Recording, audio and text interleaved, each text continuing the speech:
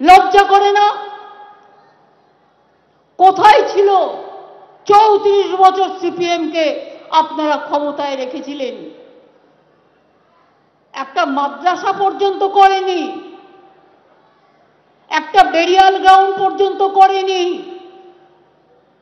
একটা শ্মশান পর্যন্ত করেনি, একটা চার্চ পর্যন্ত করেনি। কোনদিন দুর্গাপুজোয় যেত না, কারণ তারা নাকি নাস্তিক, তারা কোনো ধর্ম মানে না। আমি ধর্ম মানি। আমি এখানে দাঁড়িয়ে বলছি তা নয়। আমার ধর্ম আমার, যার যার ধর্ম আপনার আপনার, উৎসব কিন্তু সবার। আমাকে দেখাতে পারবেন একটা বছর রেড রোডের প্যারেডে যখন জাভেদ রামা ইনভাইট করে আমি পৌঁছাই না? ঈদের দিন এলাকায় এলাকায় মানুষকে ঈদ মোবারক করি না? রমজান মাসে যাই না? ববি জানে আমিও রোজা রাখি, আমি যেমন উপোসও করি।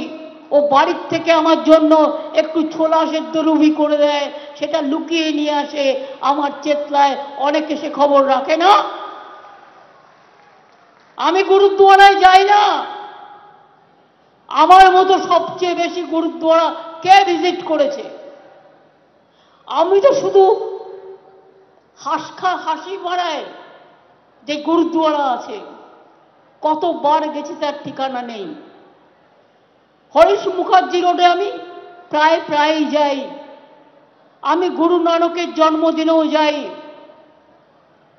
আমি গুরু গোবিন্দ সিং এর জন্মদিনেও যাই। আর হালুয়াটা চেয়ে খাই, ওদের হালুয়াটা ভালো হয়, ওরা আমাকে দেয়। গুরু রবিদাসের জন্মদিনে আমরা সেকশনাল হলিডে করেছি, আমরা গেট তৈরি করেছি, সর্বরকম সহযোগিতা আমরা করেছি। যারা দক্ষিণেশ্বরের স্কাই ওয়াককে ভেঙে দিতে বলে, তারা কোন মুখে বলতে পারেন হিন্দু ধর্মের প্রবর্তক হতে পারে? যারা স্বামী বিবেকানন্দের বদনাম করে, উনি নাকি হিন্দুই ছিলেন না, আমাকে মানতে হবে।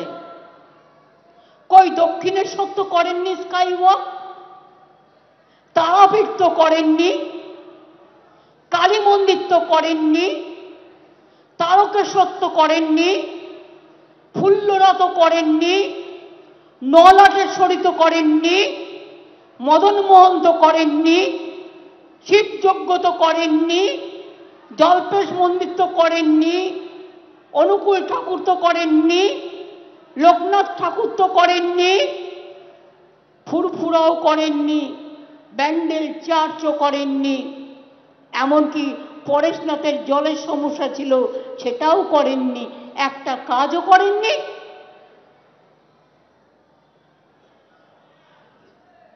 ভোটের রাজনীতি। আমি আপনাদের একটা কথাই বলবো, আমার আপত্তি নেই যদি কেউ রামের পুজো করে, কেউ শ্যামের পুজো করে, কেউ রহিমের করে, কেউ আল্লাহর দোয়া করে, আমার কোনো আপত্তি নেই। আমার আপত্তি একটা জায়গায়, যে দেশে বেকারদের সংখ্যা কোটি কোটি, যে দেশে টাকা কোথায় গেছে কিভাবে গেছে কেউ জানে না, যে দেশে মানুষের মৃত্যুর সংখ্যা সর্বাধিক, যে দেশে রাজ্যে রাজ্যে ডিম বন্ধ করে দিয়েছে, মাছ বন্ধ করে দিয়েছে, মাংস বন্ধ করে দিয়েছে। আমি তো ডিম খাই, বলছে প্রেগনেন্ট মাদাররা ডিম খাবে না। কে কি খাবে সেটাও যদি কেউ ঠিক করে, কে কি পড়বে সেটাও যদি তারা ঠিক করে। আমি মনে করি ভেজিটেবল, আমিও ভেজ ভালোবাসি, কিন্তু ভেজে অনেক আইটেম আছে। আমাদের মেয়েরা চটপট করে একটা কোনো আমিষ দিয়ে একটা ভাত রান্না করে দিল, হয়ে গেল। এটা তো যার যার নিজের নিজের। সর্দারজিরা কি খাবেন?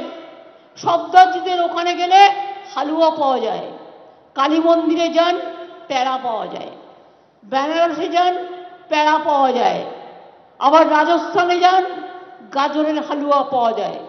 আমাদের সারা দেশে এক এক রকম জিনিস আছে, এটা মনে রাখতে হবে।